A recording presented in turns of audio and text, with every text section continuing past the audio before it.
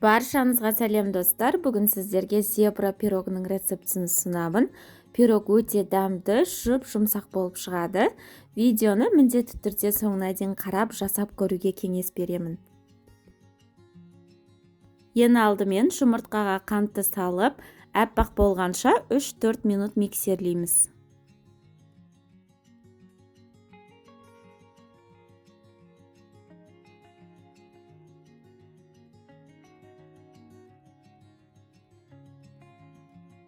Қаймақты салып, тағда миксерлейміз.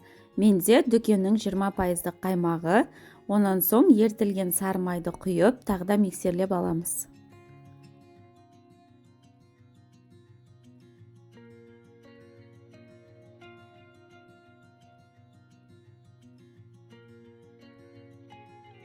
Енді құрғақ ингредиенттерді араластырып аламыз.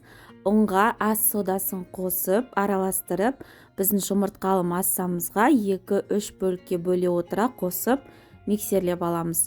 Ұнды міндетті түрде електен өткізгендеріңіз дұрыс, себебі електен өткен ұн ауа алмасып, өте жақсы көтерілетін болады.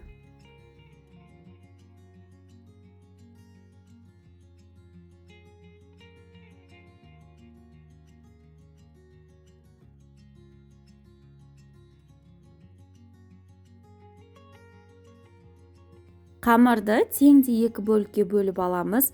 Бір бөлігіне 2 ас қасық какао қосып, жақсылап араластырамыз.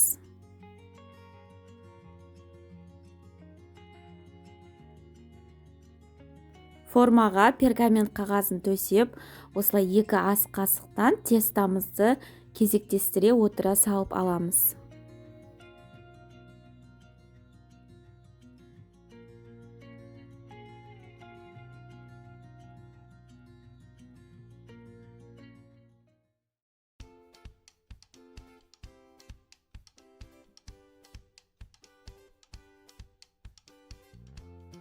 Ағаш таяқшаның көмегімен бетін осылай әсемдеп алсаңыздар, өте әдемі болып көрінеді. Сосын 180 градуста шамамен 40-45 минуттай пісіреміз.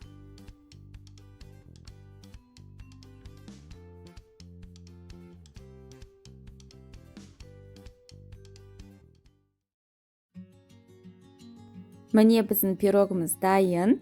Пирог осылай көтеріліп, жұмсақ болып піседі. Сіздерге міндетті түрде осы рецептпен жасап көруге кеңес беремін. Сіздермен бірге болған Балзия Ақжол. Егерде сіздерге видео ұнаса, каналға тіркеліп, лайк басып, комментарий қалдыруды ұмытпаңыздар. Алдағы уақытта ең таңдаулы рецепттермен бөлісетін боламын.